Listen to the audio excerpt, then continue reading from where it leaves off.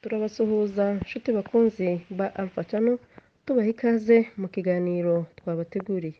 Umutumirwa wacu w'uyu munsi akaba ari Evangeliste John Rugina, ubarizwa ku mugabane wa Amerika muri iki gihe. John Rugina akaba ari umwe mu bagabo bakubiye mu mateka adasanzwe ajyanye n'ububyutse bwaranze akarere k'Umurenge mbere ya za 90. Ububyutse bukaba bwararanzwe by'umwihariko n'ivuka rya Halleluya ariryo Igisirimba mubona cyamamaye kugeza uyu munsi, ndetse n'ibitangaza bitandukanye. Mu gice cya mbere cy'iki kiganiro tukaba tugiye kubagezaho amateka magufi y'uyu muvugabutumwa n'ivuka ry'Igisirimba. Mu gice cya kabiri akaba ariko tuzabagezaho ibitangaza bitandukanye Imana yakoresheje uyu mugaragu wayo. Ni mu kiganiro mugiye kugezwaho na Chantal na Mukunzi. Ntabatindiye rero reka mbareke mugikurikire. Muraho neza mugaragu w'Imana John. Mwatangira mwibwira abadukurikiye mukababwira n'icyo mukora muri iki gihe. Urakoze Chantal kumbaza. Nitwa Rugina. Bigena bivuga cyane cyane ni igisekuruza. Rugina ni izina rimenyerewe n'abanyeshuri bagenzi banje twiganaga n'ahantu henshi. Aya mazina yombi ni ayanje, ayandi ni Nkundabera John. Navukiye mu Gashorero mu gace kahitwa Mibunda muri collectivité y'Itombwe. Ndi umunyamurenge, ndi umuvugabutumwa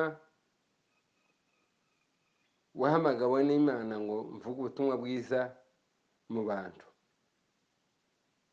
Asante. Muvandimwe Rugina John, ushobora kutubwira gato uko wari ubayeho mbere yo gukizwa? Urakoze kandi Imana ishimwe. Iyo umuntu avuga iby'ubuzima aba ari ikintu cyiza kirekire, gusa umuntu yibuka byinshi ariko ibivugwa nyine aba ari bikeya kubera ko ari ishusho ikwiriye kugaragarira benshi.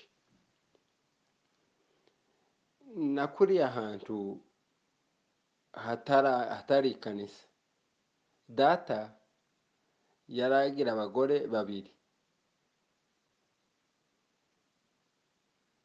nanje nkurira ahantu hatari abantu benshi. Sinigeze mba ahantu ku matorero, mbese umuntu abasha kumenya ibingana n'ibyo arimo. Ibyo nari nzi kandi nabonaga n'ubwo buzima butuwe n'abantu bakeya. Navaga ku ishuri nkerekeza mu matungo y'inka zacu kuragira, mbese gufasha ababyeyi. N'ubwo buzima bwanje nabanje gutindamo nakuriramo. Urakoze cyane. Mwene data John, uvuze ko wakuriye ahantu hatari ku itorero kandi hatabaga n'abantu benshi. Ese ibyo gukizwa byo waje kubyisangamo ute? Uko byatondetse, hariho umugabo wari umwungeri wacu. Uyu mugabo aza kumpa Bibiliya, nsoma ahantu handitse ngo nta buye rizasigara rigeretse ku rindi. Buri gitekerezo cyageraga umutima wanjye kikawutindamo, hakaza kuza ikindi gitekerezo cyo mu bundi buryo, ariko buri kimwe kigatwara igihe. Zaje kugera igihe umutima unyoterwa ukunda kuba inshuti y'Imana. Aho ni za 85 ushira 86. Ndibuka intambwe yanje ya mbere ahantu natamiye cyane kurusha ahandi ni mu Mapfurero kwa Ruhengeka Igasiro, umugabo bazabita ngo ni Bosco Mufurero yambereye umwana mwiza ku buryo nagiye gutarama iyo mibunda abantu benshi barahara bimenya ko nza ngenda aho hantu isi yari ruhengeka uwo muhungu akitwa Bosco. Uyu Bosco na Morisi bagaze baririmba cyane indirimbo bazabita ngo mirere. Iyo twumvaga habari ngo mirere tutapoka nyumbani mwa baba yetu, umuntu yagaze aje kumena inzu tukumva iyo bayiteraga turi mu mizi y'umusozi twaba tuzamuka uwo musozi tutazi niba twatwiruka cyangwa tukihuta cyane nk'uko hariho inyota no gukurura. Imana ikuruza abantu inyota. Twagize inyota imeze nk'umuriro, inyota bene yindi usitara ukazuruhuka gusa wawe wibuka gusa abo muri buze kubana ariko Imana izikuruza abantu inyota ibizi icyo izakora. Urakoze cyane mwene data John. Twagira ngo tunyaruke tuze kuvuga noneho kuri buriya bubyutse bwa mbere ya 90 bwakwiriye imurenge hose buturutse muri kariya gace ka Mibunda, ubwo bakunze kwita ububyutse bwo mu gihe cya Rugina. Ese buriya bubyutse bwo bwatangiye bute? Urakoze Chantal kubaza uko ububyuke bwatondetse mu gihugu cya Mibunda. Mibunda ni igihugu cyarimwo abantu benshi basenga kandi bafite amakanisa henshi hirya no hino. Ubutumwa bwiza bwari bukomeje.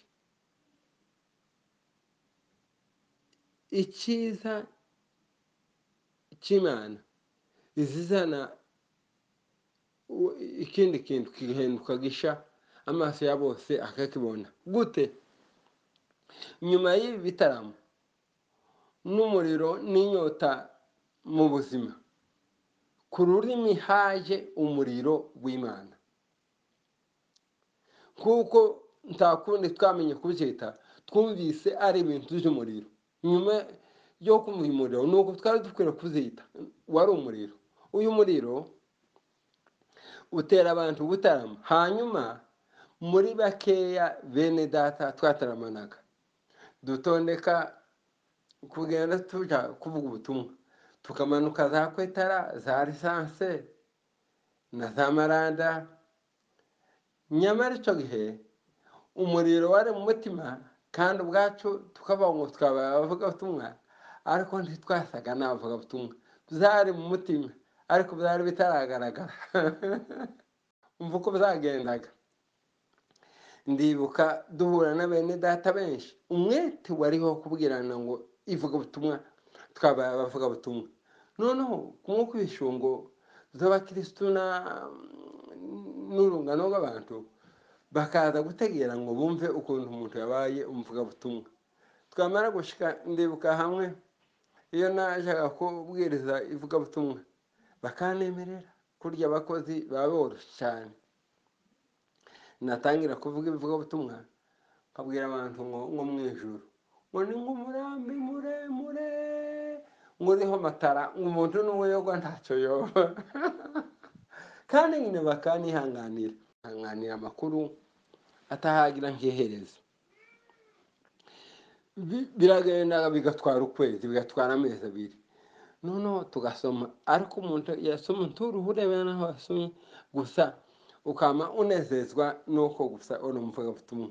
Warangiza wikase ukazamubaza abantu ngo se ngo mwumvise gute? Aho muri kumwapfa kubwira ngo byagenze neza nta kibazo, abandi bakugaye ukavuga ngo ntibabizi, ariko twaba abavugabutumwa tubanza kwishimira iryo gusa. Nyuma haza guturika umuriro. Wakomeza utubwira uwo muriro waturitse ute? Ni iki cyabaye? Ese abantu batari babirimo muri icyo gihe babashaga kubyumva? Uko umuriro watangiye kugaragarira benshi, bari bamaze kurambirwa bavuga ngo buriya ni uburara. Umwete w'iminsi yose urabuza abantu guhinga ibishyimbo, ubuza abantu guhinga ibigori, abantu baza basenga ntibacishe. benshi za mirimire zari zimaze kuba hagati bahaba ngo zakabije n'ibitaramo n'impangu bakabije ntibahabasiba. Data wo mu ijuru aza kwitokeza agaragara ko yari muri ibyo bintu. Imana iba yihishe iyo iri mu kintu, kuko imitima y'abantu izitangira kwibwira n'ikintu kitaragaragara nk'ikimenyetso kigaragarira benshi. Umugore umwe aragwara, ngo arwara yabyaye, uwo bazabita ngo ni Rusi Mukagatonzi, umugore w'Abatimbwa, ahantu bazabita ngo ni kuri Nyamara. Ngo arware akaza kuja mu rutare, umugabo yaje kumufata, umugore akabangura urusha akaje kumukubita incamukera aho aca kwipfuna mu rutare. Umugabo we niwe wari perezida w'abayumbe bose, araduhamagara ngo aduhamagare turaza tumaze gushika. Naho niyo munsi haleluya itangira. Umwuka arava uririmbe haleluya, muzamugenda no hamwiruka mvuga ngo haleluya haleluya haleluya haleluya amena haleluya amena.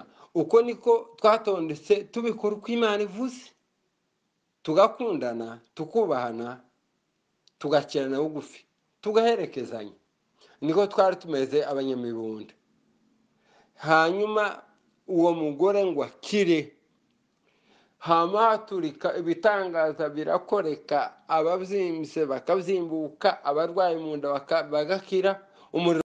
Mwene data John, wadusobanurira neza ibijyanye n'iyo ndirimbo wari ukomejeho yitwa haleluya, ariyo igisirimba cy'uyu munsi? Ese umunsi itangira bwa mbere byari bimeze gute? Mwarayihishuriwe? Mwayiririmbaga mute? Imana yacu irakomeye Chantal. Ubwo perezida w'abayumbe yaduhamagaye twese tumusanze kuri Nyamara,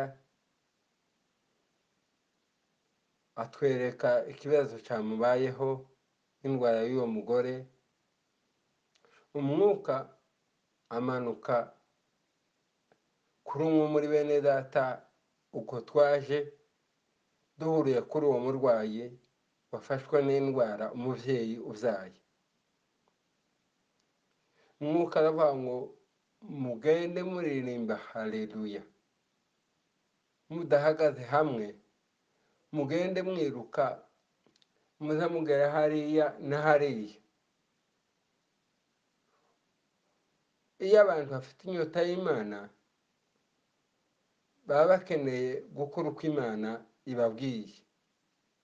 Duhaguruka, ari abagabo, ari abagore, ari abakobwa, twiruka dukurikiye iryo jwi. Nuko umwuka wahumetse twigana uko umwuka uvuze, havamwo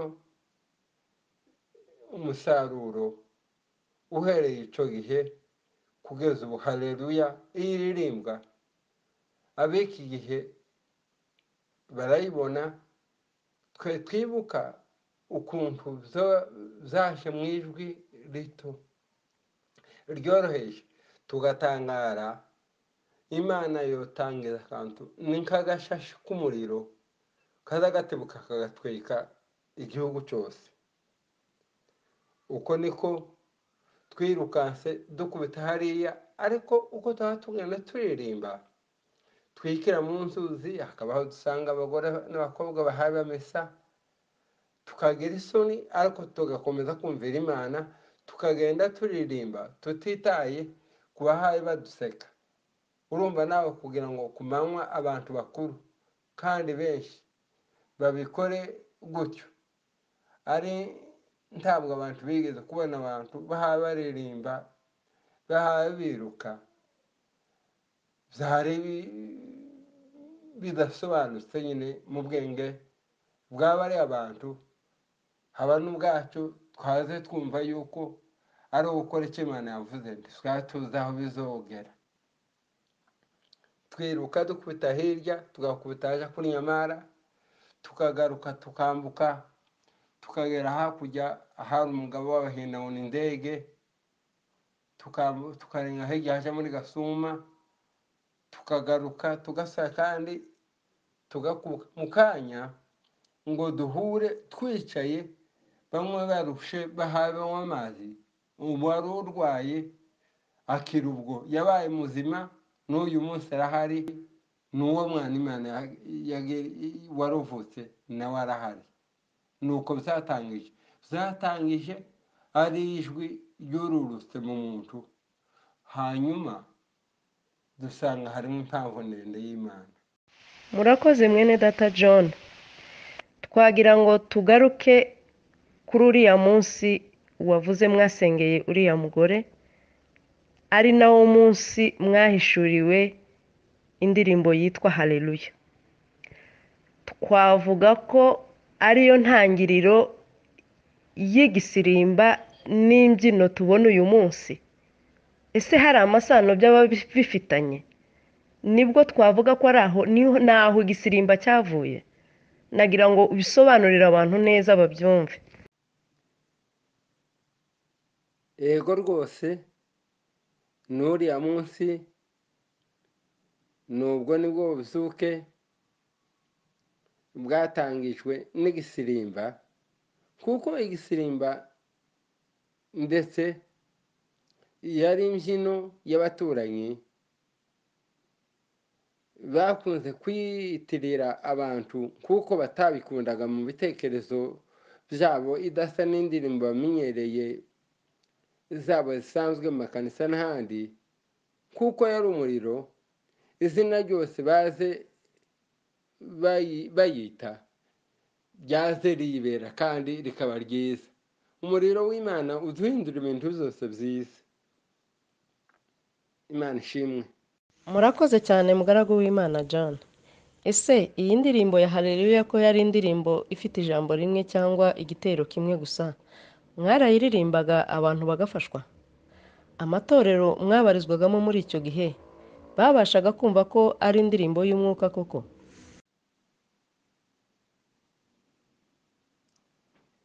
Iyo ntekereza ukuboko kw'Imana kwatubutse muri iriya, umwuka mwiza w'Imana wagaragaye muri iriya misozi Chantal, biranezeza ndetse ahubwo bikantangaza. Hatibutse indirimbo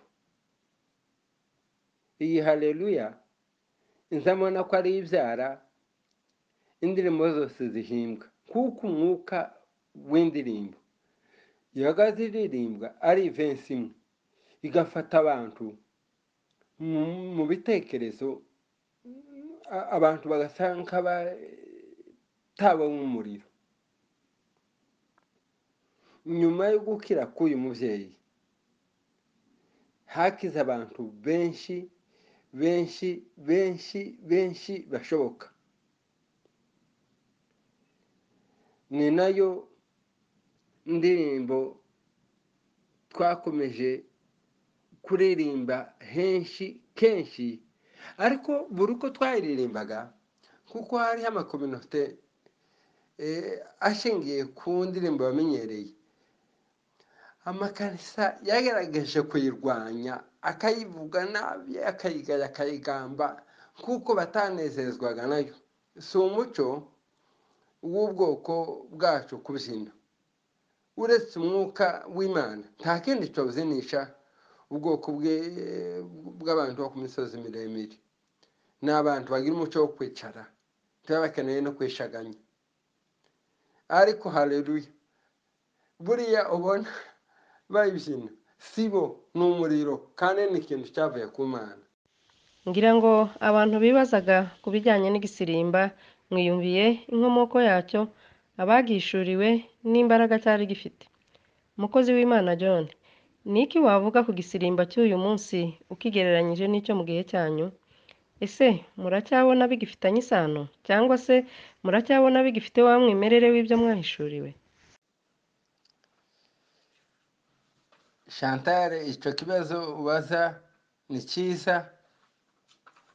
Umuntu iyo asubiza uko abona ibintu,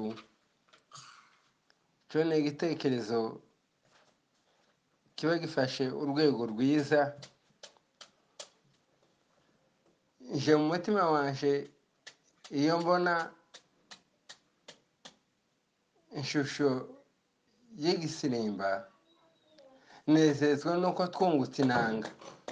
Icyo gihe nta nanga, icyo gihe twari dufite kugitegura ngo tubashe kukivuza muri sente, twari dufite ingoma no guhimbaza. Itandukaniro ritoya rihaba, buri gihe iyo cyaririmbwaga imitima y'abantu hari ukuntu yamererwaga. N'uyu munsi wa none nje niyo nicaye ngeze ahantu ngize bahati nkabona haleluya igiyemwo, inza numva abantu botinda bayirimo, nyikunda cyane mu mutima wanje. Nza ntekereza ngo iyi si yose izoyibyina. Nkunda haleluya cyane, kandi yakira gihe yo byaraga umusaruro w'umuriro. Bamwe bagahita barira, abandi bagafata umwanzuro wo kwirega, abandi bakihana, abandi bagakira indwara cyane. Urakoze cyane muvandimwe John. Ese icyo gihe hari mu buhe mwaka nimba ubyibuka? Ubundi kandi wagerageza ukatubwira amazina y'abantu mwafatanyaga uwo murimo w'ivugabutumwa muri icyo gihe?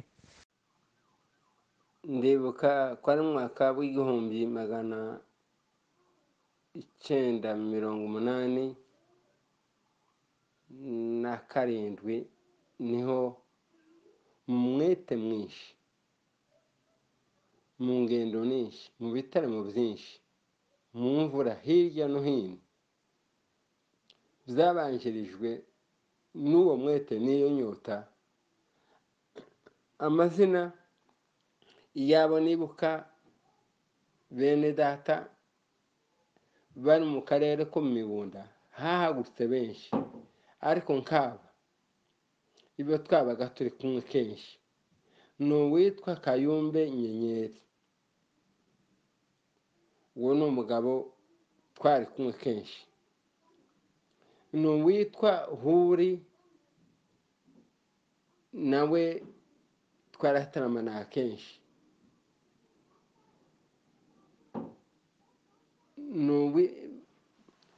Ni uwitwa Yotamu, nawe twabaga turi kumwe kenshi.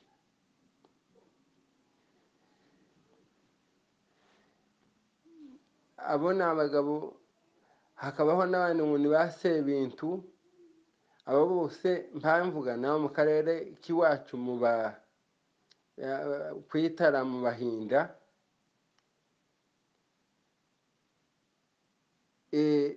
Ayo mazina ndibuka ko twabanye nabo. Hariho n'abandi bato baje guhaguruka muri iyo, abo bo bari intumwa, twagaze tubatumwa kujya guhamagara abantu, bakatubera nk'abatelefone, nk'ababara amatelefoni. Barimo bariya ba Pasiteri Ngoma, ba Mutanga, ba Kazungu. Icyo gihe biba birarangatanye, turagenda tujya kuzana abacu bamwe bari mu Minembwe, nk'uwitwa Serende niyo twamukuye kuri Karongozi tumuzana mu Mibunda, na ba Bikoboba. Abo nibo twakuye hariya. Nuko ariko kera icyo gihe twari twinjiye mu muriro. Hakaba abagabo beza b'ibyishimo byinshi, barimo uwitwa Ngirabakunzi, Uwase Batukura, na Ndinzumwami, Revera Pasiteri wahariya muri Louange, mwene Rugabirwa, na ba Muhirwa wa Muhaya. igihugu cy'iwacu hafi ya cyose abantu babaduse ari benshi, ariko abo ngabo mpaye mvuga ko ndagenda mvuga abantu nibuka bari bakomeye muri ubu bubyuke. Harimo abagabo bagiye batubera inkingi nk'abagabo bazabitoni bagidori. Ni abagabo bakunze Imana pe kandi bakunda Imana pe. Ni ukuvuga ngo ibo babanye n'abandi muri buriya bubyuke bwabo, ariko kandi no muri ubu bubyuke bw'iki gihe cyacu tubana nabo. Za Wimbogo harimo abantu, za Turambo harimo abantu, Mibundagayo umuriro w'amawaka, abagore benshi barimo Zera wa Rwemera, barimo Perusi wa Munganga, barimo